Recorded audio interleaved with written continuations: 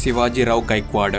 మనలో చాలా మందికి ఈ పేరు పెద్దగా పరిచయం ఉండకపోవచ్చు, కానీ సూపర్ స్టార్ రజనీ అంటే మాత్రం తెలియని వారు ఉండరు. ఆ పేరు తలుచుకున్న వెంటనే ఒక రకమైన స్టైల్, ఒక రకమైన గ్రేస్, ఒక రకమైన వైబ్ ఇవన్నీ మనల్ని పలకరిస్తాయి. అందుకే ఆయన అభిమానులు రజనీని తలుచుకుంటూ పులకరిస్తారు.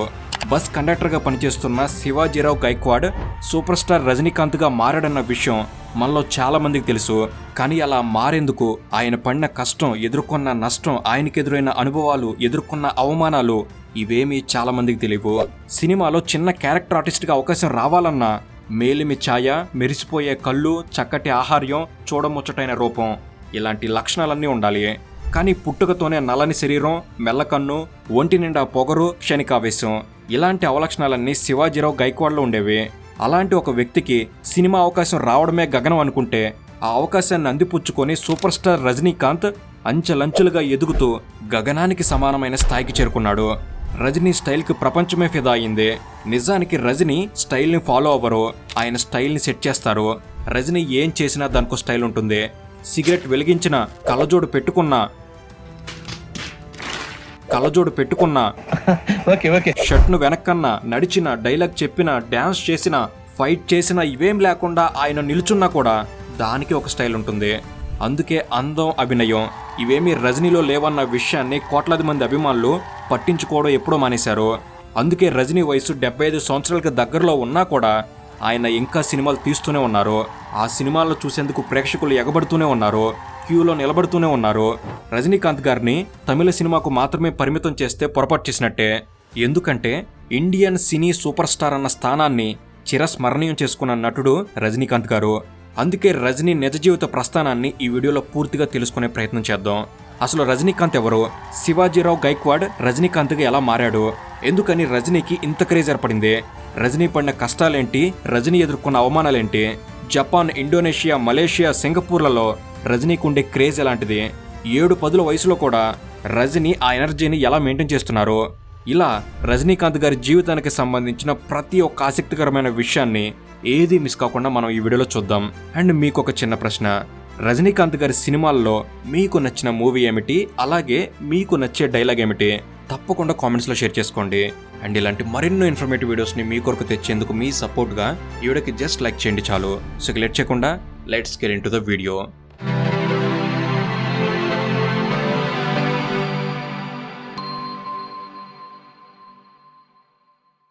రజనీకాంత్ ఆయన పుట్టినప్పటి నుంచి రజనీకాంత్ కాదు, కాబట్టి రజనీకాంత్ లైఫ్ని 2 భాగాలుగా విభజించాలి.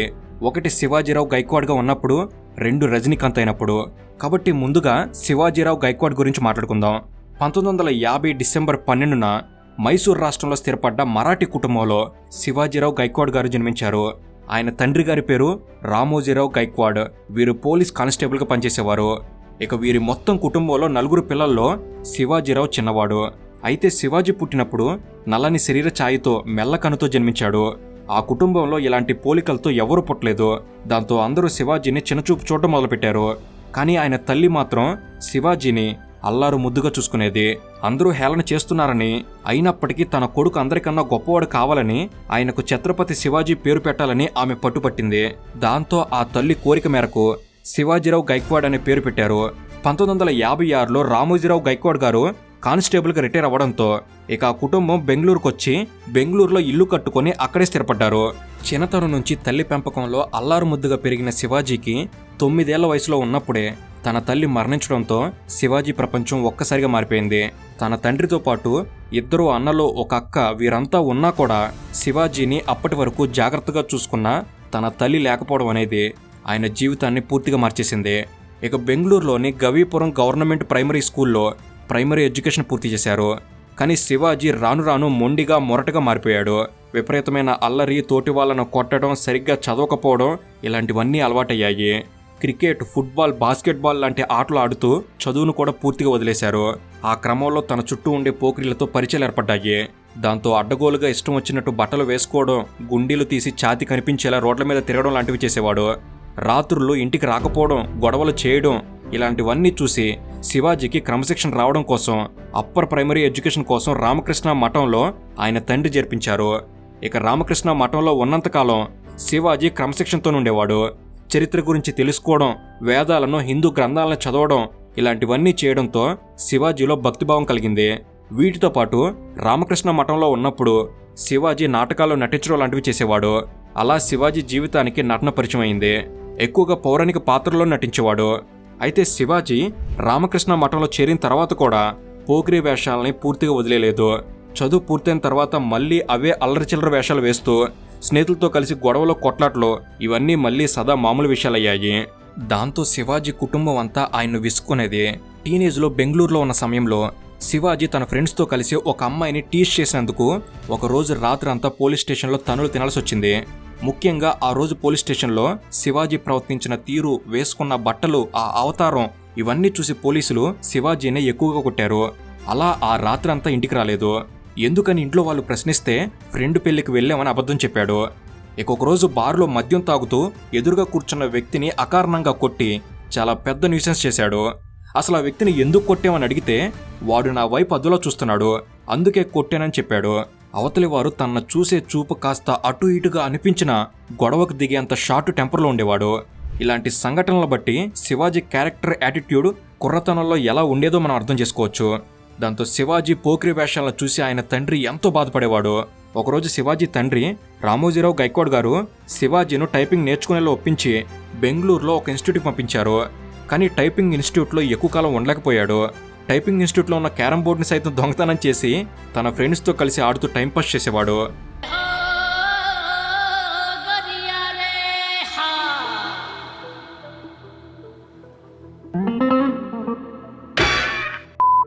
ఈ విషయం రామోజీరావు గారికి తెలిసిందే. దాంతో తండ్రికి విషయం తెలియడంతో టైపింగ్ ఇన్స్టిట్యూట్కి వెళ్లడం కూడా శివాజీ పూర్తిగా మానేశాడు. దాంతో తన తండ్రి మళ్ళీ శివాజీని ఏదోలా ఒప్పించి ఒక కార్పెంటర్ వద్ద హెల్పర్గా చేసేలా పనిలో పెట్టారు. కానీ అక్కడ కూడా శివాజీ ఎక్కువ రోజులు ఉండలేకపోయాడు. ఆ తర్వాత బెంగళూరులో ఒక చిన్న ఇండస్ట్రీలో అటెండర్గా ఉద్యోగం వెతికి శివాజీని పనిలో పెట్టారు. కానీ శివాజీ యాటిట్యూడ్ గురించి తెలిసిందేగా, ప్రవర్తన సరిగ్గా లేదని కొన్ని రోజుల్లోనే ఉద్యోగం నుంచి తీసేశారు. దాంతో మార్కెట్ యార్డ్లో మోసేందుకు అంగీకరించి కూలీ పని కూడా కొన్నాళ్ళు చేశాడు. ఏ పని చేసినా, ఎక్కడ ఉద్యోగం చేసినా ఏదో ఒక గొడవ, ఎవరో ఒకరిని ఏదో ఒకటి అనడం, దాంతో వాళ్లే ఉద్యోగం నుంచి తీసేసేవారు. లేదా శివాజీకి కోపం వచ్చి తానే ఉద్యోగం వదిలి బయటకు వచ్చేవాడు. ఇలా ఉన్న శివాజీ వ్యవహారం చూసి ఆయన తండ్రికి, అన్నయ్యలకు చాలా భయం వేసింది. అసలు శివాజీ జీవితంలో ఒక స్థిరమైన ఉద్యోగం చేయగలడా లేదా అన్న అనుమానం కూడా వారందరికి వచ్చింది. దాంతో ఇక కుటుంబం అంతా కలిసి ఫైనల్గా ఒక మంచి ఉద్యోగం చూద్దాం, దానిలో కొనసాగితే సరే, లేదంటే శివాజీని బాగు చేయడం ఎవరి తరం కాదు అని నిర్ణయించుకున్నారు. అలా ఫైనల్గా తెలిసిన వారి ద్వారా బెంగళూరు ట్రాన్స్పోర్ట్ సర్వీస్లో బస్ కండక్టర్గా ఉద్యోగం వెతికారు. శివాజీరావు పద్ధతి, వ్యవహార శైలి ఇవన్నీ చూసి ఉద్యోగంలో చేర్చుకునేందుకు వారు కూడా ఒప్పుకోలేదు. కానీ వాళ్ళ నాన్న తాను పోలీస్ కానిస్టేబుల్గా ఉద్యోగం చేసినప్పటి పరిచయాలను ఉపయోగించుకొని శివాజీని కష్టపడి ఉద్యోగంలో పెట్టించాడు. బస్ కండక్టర్గా అప్పట్లో శివాజీ జీతం నెలకు 150 రూపాయలు. కుటుంబ సభ్యులంతా కలిసి బలవంతం చేయడంతో శివాజీ కూడా బస్ కండక్టర్ ఉద్యోగంలో చేరేందుకు చివరకు ఒప్పుకున్నాడు. అయితే బస్ కండక్టర్ ఉద్యోగాన్ని రజనీ ఎంజాయ్ చేయడం మొదలుపెట్టాడు.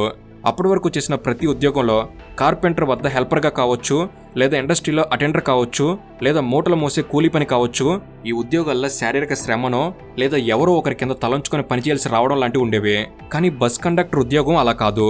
ఒకసారి ఉదయం డిపో నుంచి బస్సులో బయటకు వచ్చిన తర్వాత ఆ బస్ మొత్తానికి శివాజీనే బాస్. బస్సులో డ్రైవర్ ఉన్నా కూడా డ్రైవింగ్ తప్ప బస్సులో ఏం జరుగుతుందన్న విషయాలతో డ్రైవర్కి సంబంధం ఉండదు. కాబట్టి బస్సులో టికెట్స్ ఇస్తూ, ఎక్కేవారిపై దిగేవారిపై అజమాయిషీ చెలాయిస్తూ బస్సు మొత్తానికి తానే బాస్లా చాలా చలాకీగా హుషారుగా ఉద్యోగం చేయడం అలవాటు చేసుకున్నాడు. ఆ రోజుల్లో మోటార్ సైకిల్స్ లేదా పర్సనల్ కార్లు పెద్దగా ఉండేవి కావు. కనుక డబ్బు, హోదా, పలుకుబడి ఇలాంటివి ఎన్ని ఉన్నా బస్సు ఎక్కారంటే అవన్నీ పక్కన పెట్టాల్సిందే. బస్సులో ఉన్న కండక్టర్కి గౌరవం ఇవ్వాల్సిందే. కాబట్టి శివాజీకి బస్ కండక్టర్ ఉద్యోగం విపరీతంగా నచ్చేసింది. ఇలా శివాజీ బస్ కండక్టర్గా ఉన్న సమయంలో బస్ డ్రైవర్గా రాజ్ బహదూర్ అనే వ్యక్తి పనిచేసేవారు. రాజ్ బహదూర్ గారితో శివాజీకి ఏర్పడ్డ పరిచయంతో చాలా తక్కువ సమయంలోనే వీరిద్దరూ మంచి మిత్రులయ్యారు. బస్సులో శివాజీ కండక్టర్గా చేస్తున్న అల్లరిని, హడావిడిని రాజ్ బహదూర్ గమనిస్తూ ఉండేవారు. ఆయన కూడా శివాజీ చేస్తున్న అల్లరిని ఇష్టపడేవారు. అలా రాను రాను వీరిద్దరూ ప్రాణ స్నేహితులుగా మారిపోయారు. కానీ శివాజీలో కోపం, మొండితనం ఇలాంటివన్నీ అలాగే ఉండేవి. కాబట్టి బస్సులో ఎవరైనా ఎక్స్ట్రాలు చేస్తే ఏమాత్రం ఆలోచించకుండా వారితో గొడవ పడేవారు. అయితే శివాజీ బస్ కండక్టర్ ఉన్న సమయంలో ఒక అమ్మాయితో గొడవ జరిగినట్టు ఒక కథ కూడా ప్రచారంలో ఉంది. అదేంటంటే ఆ రోజుల్లో బెంగళూరులో బస్ జర్నీ చేసేవారు వెనక డోర్ నుంచి బస్ ఎక్కాలి, ముందు డోర్ నుంచి బస్ దిగాలి. కానీ శివాజీ బస్సులో ఉన్న సమయంలో ఒక అమ్మాయి ఈ రూల్ని పాటించలేదు. దాంతో శివాజీకి కోపం ఒక్కసారిగా తన్నుకొచ్చింది. ఆ కోపంలో ఆ అమ్మాయితో గొడవ పడ్డాడు. ఆ గొడవ కాస్త స్నేహంగా మారింది. ఆ అమ్మాయికి శివాజీలో ఏదో ఒక ప్రత్యేకత ఉందన్న విషయం అర్థమైంది. అప్పటికే శివాజీ కూడా ఖాళీ సమయాల్లో నాటకాలు వేస్తూ ఉండేవాడు. కాబట్టి శివాజీలో మంచి నటుడు ఉన్నాడన్న విషయం ఆ అమ్మాయికి అర్థమైంది. ముఖ్యంగా శివాజీలో నటుడి కన్నా ఎక్కువగా ఒక సపరేట్ స్టైల్ ఉంది. కాకి యూనిఫామ్లో కండక్టర్గా ఉన్నప్పుడే శివాజీ తన స్టైల్తో చుట్టూ ఉండేవారిని ఇంప్రెస్ చేసేవాడు. తాను నల్లగా ఉన్నానని ఎప్పుడు అనుకునేవాడు కాదు. తనను తాను హీరోలా ఫీల్ అవుతూ హీరోలా ప్రవర్తిస్తూ శివాజీ ఎంతో మందిని ఆకట్టుకునేవాడు. అలా ఆకట్టుకున్న వారిలో కన్నడ నాటక రచయిత మునియప్ప గారు కూడా ఒకరు. మునియప్ప గారు శివాజీలో ఉన్న ప్రత్యేకతను గుర్తించి తన నాటకాల్లో నటించే అవకాశం ఇచ్చారు. అలా ఆయన ఇచ్చిన ప్రోత్సాహంతో నాటకాల్లో అవకాశాలు బాగానొచ్చాయి. ఎక్కువగా పౌరాణిక నాటకాల్లో మాత్రమే ఆయన నటించేవారు. దుర్యోధనుడి పాత్ర అంటే శివాజీకి చాలా ఇష్టం. ఎందుకంటే దుర్యోధనుడి పాత్రలో గదని భుజం మీద పెట్టుకుని ఎవరైనా డైలాగ్ చెప్తారు. కానీ గదని అటు ఇటు చేతులు మారుస్తూ ఒకవైపు మేనరిజం, మరోవైపు ఏకదాటిగా డైలాగులు చెప్పడం ఆ రోజుల్లో బెంగళూరులో చాలా కొద్ది మంది మాత్రమే చేసేవారు. ఆ కొద్ది మందిలో శివాజీ ఒకడు. కండక్టర్గా ఉద్యోగం, వారాంతాల్లో లేదా సెలవు రోజుల్లో నాటకాలు, ఇలా నడుస్తున్న శివాజీకి తన జీవితంలో నటన లేదా ఉద్యోగమా అని తేల్చుకోవాల్సిన సమయం వచ్చేసింది. దాంతో 1969లో చంద్రశేఖర్ అనే శివాజీ స్నేహితుడికి కన్నడ సినిమా ఇండస్ట్రీలో డైరెక్టర్గా అవకాశం వచ్చింది. ఆయన తీసే సినిమాలో ఒక క్యారెక్టర్ ఉంది అని శివాజీకి 500 రూపాయల అడ్వాన్స్ కూడా ఇచ్చాడు. దాంతో సినిమా అవకాశం వచ్చిందని శివాజీ చాలానే సంతోషించాడు. తాను సినిమాలో నటిస్తున్నట్టు తన మిత్రులకు తెలిసిన వారందరికీ చెప్పుకున్నాడు. కానీ 2 నెలలు అవుతున్నా కూడా ఆ డైరెక్టర్ నుంచి పిలుపు రాలేదు. దాంతో శివాజీ సినిమా షూటింగ్ జరుగుతున్న స్పాట్కు వెళ్లి డైరెక్టర్ చంద్రశేఖర్ని కలిశాడు. ఆ సమయంలో చంద్రశేఖర్ శివాజీతో చేయించాలి అనుకున్న పాత్రలో నువ్వు సెట్ కావు అని నిన్ను పక్కన పెట్టామని చెప్పాడు. కానీ ఎన్నాళ్ళు ఆ సినిమా అవకాశం పట్ల ఆనందంతో పొంగిపోయిన శివాజీ ఒక్కసారిగా నిరాశలో కూరుకుపోయాడు. అసలే అందరికీ తాను ఆ సినిమాలో నటిస్తున్నానని కూడా చెప్పుకున్నాడు.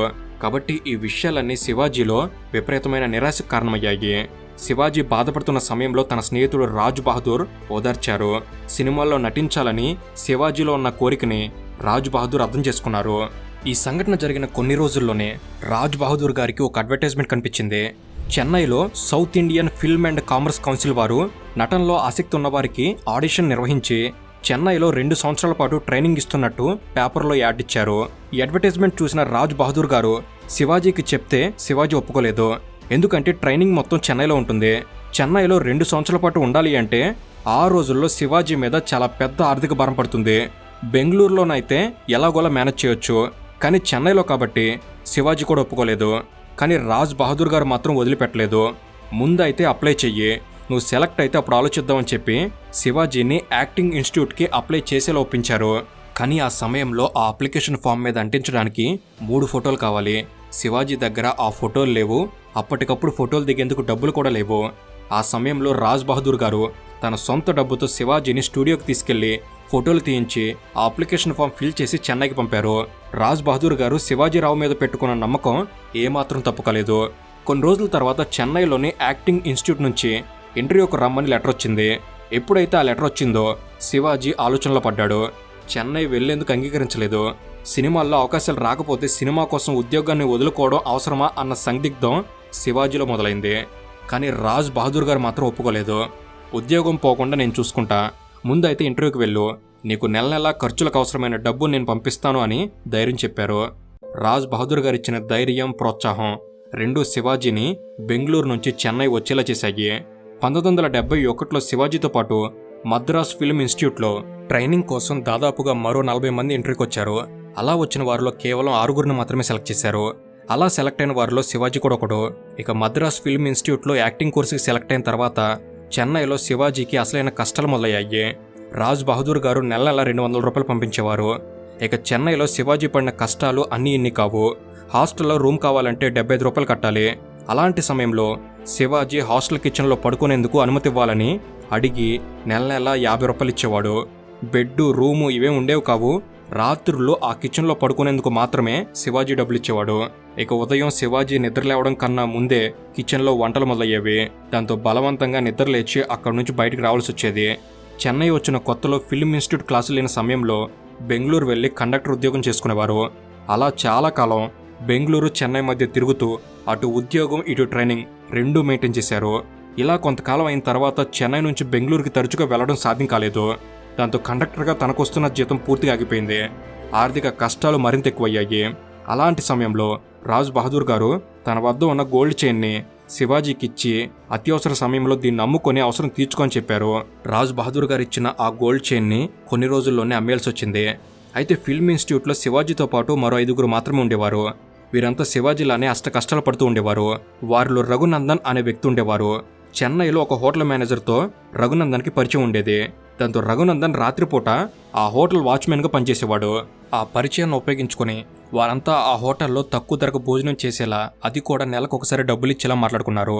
ఇక ఒకరోజు రాత్రి హోటల్కి లేటుగా వెళ్లేసరికి హోటల్లో భోజనం అయిపోయింది. వాచ్మెన్గా ఉన్న రఘునందన్ తన వద్ద ఉన్న కిచెన్ రూమ్ తాళాలు తీసి ఏవైనా మిగిలిన వంటకాలు ఉంటే చూడమని పంపించాడు. కిచెన్లోకి వెళ్లిన శివాజీ కిచెన్లో ఉన్న డ్రై ఫ్రూట్స్ మొత్తం లాగించాడు. శివాజీతో పాటు మిగిలిన మిత్రులు కూడా కిచెన్లో ఉన్న వాటిని తిన్నారు. కానీ శివాజీ మాత్రం డ్రై ఫ్రూట్స్ జేబులో నింపుకొని వెళ్ళాడు. శివాజీ చేసిన ఈ పనికి రఘునందన్ని వాచ్మెన్గా తీసేశారు. ఈ బ్యాచ్ని హోటల్కి రావద్దని చెప్పేశారు. దాంతో వారందరికీ రాత్రుల్లో భోజనం లేకుండా పోయింది. ఆ సంఘటన తర్వాత మరో హోటల్కి వెళ్ళి ఆ హోటల్ ఓనర్ని పరిచయం చేసుకుని రాత్రుల్లో తక్కువ ధరకు భోజనం చేసేవారు. కానీ మిత్రుడు రఘునందన్కి ఉద్యోగం మాత్రం ఎక్కడ దొరకలేదు. వాచ్మెన్గా రాత్రులు ఉద్యోగం చేస్తూ పగలు ఫిల్మ్ ఇన్స్టిట్యూట్లో ట్రైనింగ్ తీసుకుంటూ రఘునందన్ బాగానే ఉండేవాడు. కానీ ఉద్యోగం పోవడంతో రఘునందన్కి కష్టాలు మొదలయ్యాయి. రఘునందన్కి తన వల్ల ఇలాంటి పరిస్థితి వచ్చిందని అర్థం చేసుకున్న శివాజీ మరలా వెళ్లి హోటల్ మేనేజర్కి క్షమాపణ చెప్పి తన తప్పును ఒప్పుకున్నాడు. రఘునందన్కి ఉద్యోగం ఇవ్వాలని బ్రతిమాలి మళ్లీ రఘునందన్కి వాచ్మెన్ ఉద్యోగాన్ని ఇప్పించాడు. ఉద్యోగం ఇస్తున్నప్పుడు హోటల్ మేనేజర్ ఒక కండిషన్ పెట్టాడు. అదేంటంటే ఆ నల్లోడు మాత్రం హోటల్కి రావడానికి వీలు లేదు అని అన్నాడు. నల్లోడు అంటే శివాజీ అని అర్థం. ఆ 6 అందరికన్నా నల్లగా ఉండేది శివాజీ మాత్రమే. అందుకే చెన్నైలో శివాజీని చాలా మంది నల్లోడు అనేవారు.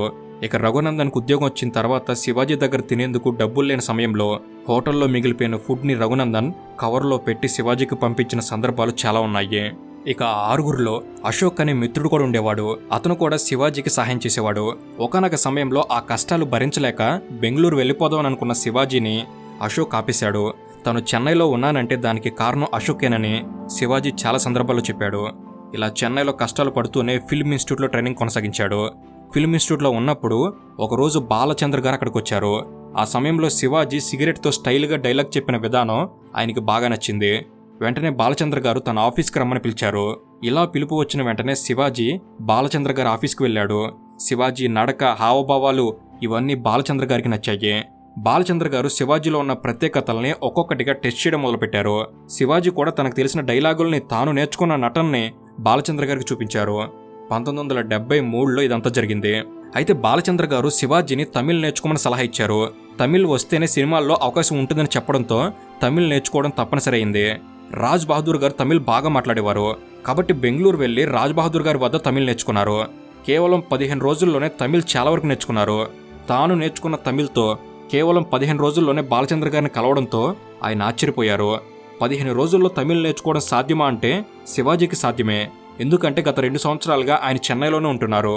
కాబట్టి తమిళ్ మీద కాస్త అవగాహన ఉంది. కాబట్టి 15 రోజుల్లో తమిళ్ డైలాగ్స్ చెప్పే లెవెల్కి రీచ్ అయ్యారు.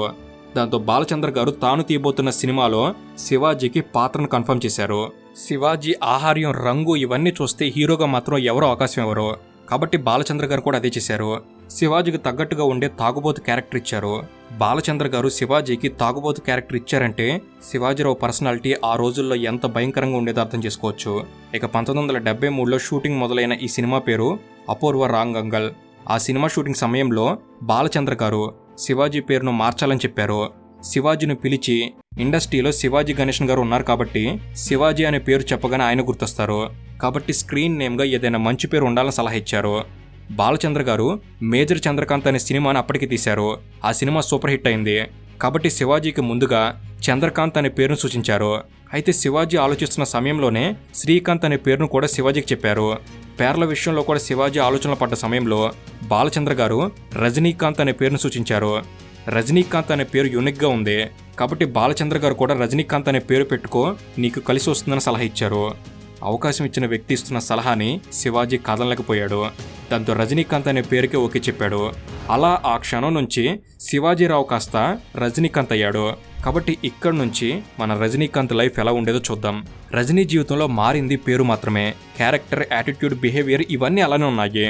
కాబట్టి మొదటి సినిమా అపూర్వ రాంగల్ షూటింగ్ టైంలో కూడా కోపం ప్రదర్శించాడు.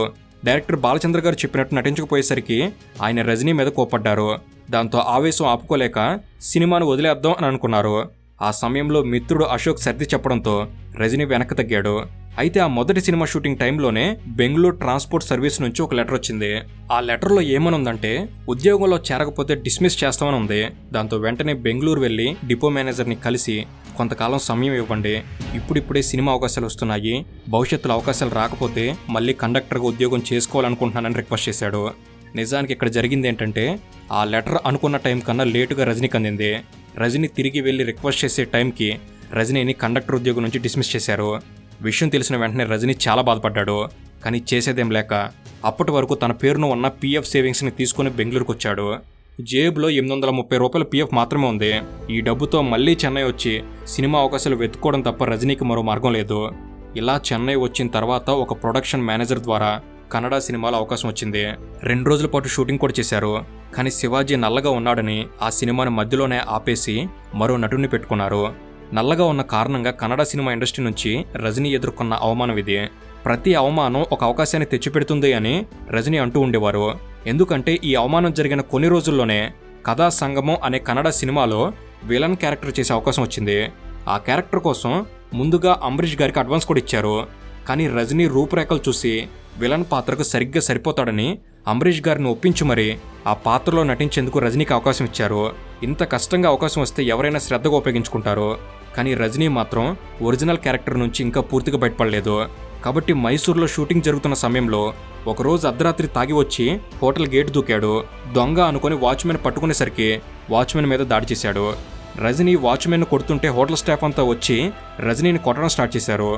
ఆ రోజు అర్ధరాత్రి జరిగిన హంగామాకు రజనీ మీద డైరెక్టర్కి విపరీతమైన కోపం వచ్చింది. రజనీని సినిమా నుంచి తీసేద్దామని కూడా అనుకున్నారు.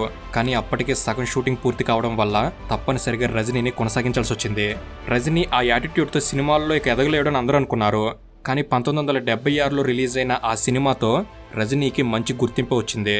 కథా సంగమం అయిన వెంటనే కన్నడలో మరో సినిమా అవకాశం వచ్చింది. ఎవరైతే రజనీని నల్లగా ఉన్నాడని పక్కన పెట్టాడో అదే డైరెక్టర్ రజనీతో బాలు జైన్ అనే సినిమా చేశాడు. 1975లో తమిళ సినిమాతో తెరంగేటం చేసిన రజనీకి 1976లో కన్నడలో అవకాశాలు వచ్చాయి. ఆ వెంటనే బాలచంద్ర గారి ద్వారా అంతులేని కథ అనే తెలుగు సినిమాలో నటించే అవకాశం వచ్చింది. అంతులేని కథ సినిమా షూటింగ్ సమయంలో డైరెక్టర్ బాలచంద్ర గారు రజనీ మీద చేయి చేసుకున్నారు కూడా. కేవలం నటన విషయంలో సరిగ్గా నటించలేదు అని బాలచంద్ర గారు అలా చేశారు. ఆ క్షణంలో బాలచంద్ర గారు కాకుండా మరెవరైనా ఆయన స్థానంలో ఉన్నా కూడా రజనీ ఆక్రోశానికి బలై ఉండేవారు. కానీ బాలచంద్ర గారంటే అప్పటికే లెజెండరీ డైరెక్టర్ శివాజీరావుని రజనీకాంత్గా మార్చిన వ్యక్తి. కాబట్టి రజనీ కూడా కోపాన్ని కంట్రోల్ చేసుకున్నాడు. రజనీకాంత్ నటుడిగా ఎదుగుతున్న సమయంలోనే కమలాసన్ గారు కూడా కెరీర్ని స్టార్ట్ చేశారు. కమలాసన్ గారు అందంలో కావచ్చు, నటనలో కావచ్చు, డిసిప్లిన్లో కావచ్చు, ఇలా ఏ రకంగా చూసినా రజనీ కన్నా కమలాసన్ గారు మెరుగ్గా ఉండేవారు. కమలాసన్ హీరోగా చేస్తున్న సమయానికి రజనీ అవకాశాల కోసం ఎదురు చూస్తుండేవారు. కాబట్టి ఎలా చూసినా కమల్ హాసన్దే పై చెయ్యి. ఇక అంతులేని కథ సినిమా అయిపోయిన వెంటనే బాలచంద్ర గారు మొండ్రు ముడిచు అనే తమిళ సినిమా స్టార్ట్ చేశారు. ఆ సినిమాలో హీరో కమల్ హాసన్కి ఫ్రెండ్గా రజనీని తీసుకున్నారు. నెగిటివ్ షేడ్స్ ఉండే పాత్ర కాబట్టి సిగరెట్లు, మందు తాగడం లాంటి సీన్లు ఆ సినిమాలో ఉండేవి. ఆ సినిమాలో రజనీ సిగరెట్ని గాల్లోకి ఎగరేసే స్టైల్కి తమిళ ఇండస్ట్రీ ఫ్లాట్ అయింది. హీరోగా చేసిన కమల్ హాసన్ కన్నా ఎక్కువగా రజనీకి గుర్తింపు వచ్చింది. రజనీ కమల్ హాసన్ని బీట్ చేయడం మొదలైంది ఈ సినిమాతోనే అని చెప్పాలి. ఈ సినిమాలో రజనీ ప్రదర్శించిన స్టైల్ వల్ల విలన్ పాత్రలు విపరీతంగా వచ్చిపడ్డాయి. 1977లో 15 సినిమాల్లో నటించినా కూడా అవన్నీ క్యారెక్టర్ ఆర్టిస్ట్ గానో లేదా విలన్ గానో చేసిన పాత్రలు మాత్రమే.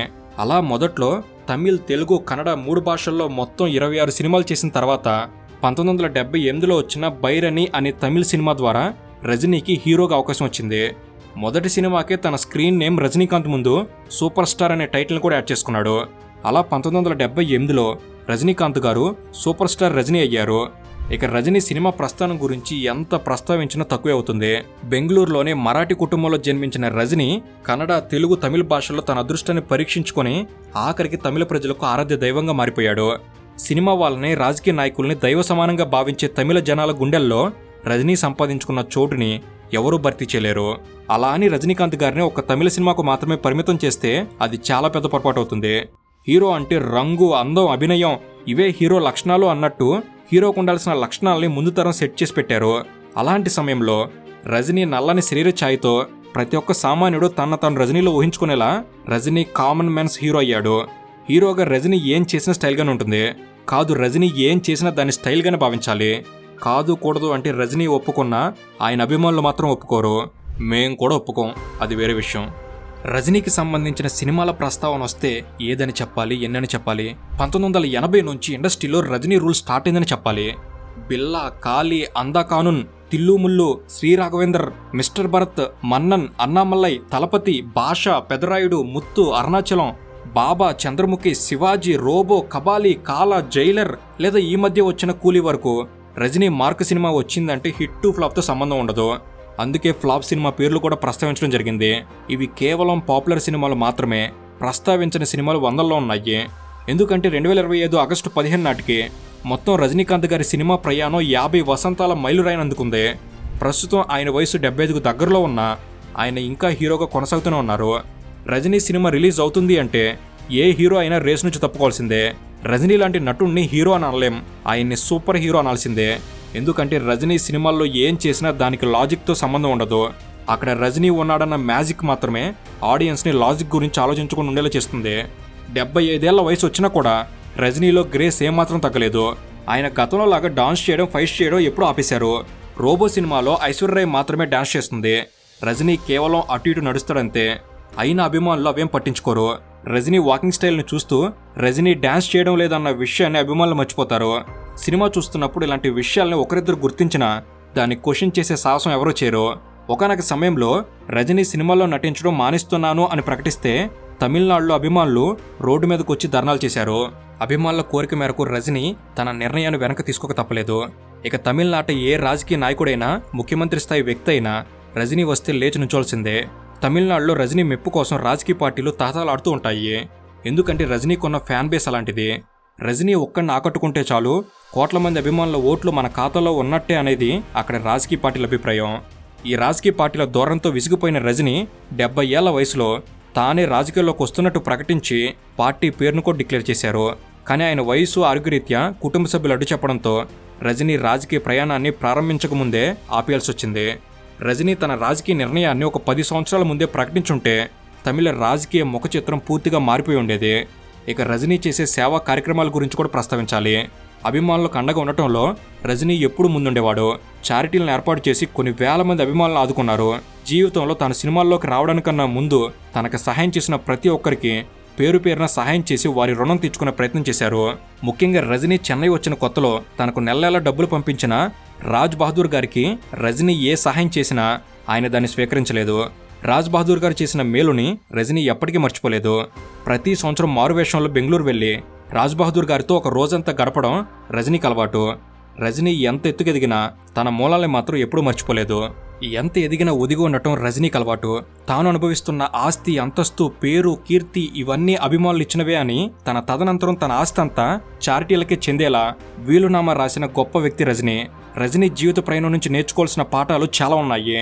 టాలెంట్ ఎవడి సొత్తు కాదు అని ఎవరైనా నిరూపించాలి అని అనుకుంటే అలాంటి వారికి రజనీనే ఇన్స్పిరేషన్. ఏదైనా సాధించాలి అనుకుంటే ఏ కుటుంబంలో పుట్టాం, ఏ రాష్ట్రానికి చెందాం, మన రంగేంటి, రూపేంటి ఇలాంటి అడ్డు కానే కావు అని నిరూపించి చూపించిన వ్యక్తి రజనీకాంత్. అందుకే Rajini is a dedication, Rajini is a devotion, Rajini is an emotion, Rajini is a sensation, Rajini is a motivation, Rajini is an inspiration. So finally Rajini is a. ఇంత చెప్పిన తర్వాత ఆఖరికి ఏం చెప్పాలో, ఎలా ముగించాలో అర్థం కావడం లేదు. సో ఇది ఫ్రెండ్స్, మనకు పరిచయం లేని శివాజీరావు గైక్వాడ్ కదా, మనకు సుపరిచితమైన రజనీకాంత్ గారు కదా. సో తలైవకు సెల్యూట్ చేస్తూ ఒక్క విషయం మాత్రం చెప్పాలి. ఇక్కడ ఇంతసేపు మాట్లాడుకున్న విషయాలన్నీ కొన్ని మాత్రమే. రజనీ సినీ జీవితంలో మరియు కొన్ని సినిమాల రిలీజ్ సమయంలో జరిగిన అనేక ఆసక్తికరమైన విషయాలను ప్రస్తావించడం సాధ్యం కాలేదు. రికార్డులు, రివార్డులు, అవార్డులు, సన్మానాలు, సత్కారాలు ఇవేమీ ఈ వీడియోలో లేవు. అలాగే సినిమా రిలీజ్ అయితే గోళ్ల మీద పోస్టర్లు అతికించడం మామూలే. బస్సుల మీద, రైళ్ల మీద పోస్టర్లు వేయడం కూడా చాలాసార్లు చూసాం. కానీ ఏకంగా విమానాల మీద సినిమా పోస్టర్ వేసిన హీరో రజనీ మాత్రమే. రజనీకాంత్ గారి జీవితానికి సంబంధించి ఇలాంటి మోస్ట్ ఇంట్రెస్టింగ్ విషయాలతో మరో వీడియో కావాలంటే పార్ట్ 2 అని కామెంట్ చేయండి. మన ఛానల్ సబ్స్క్రైబ్ చేసుకుని బెల్ని ఆల్లో పెట్టుకుని రెడీగా ఉండండి. Thank you for watching. Have a good day.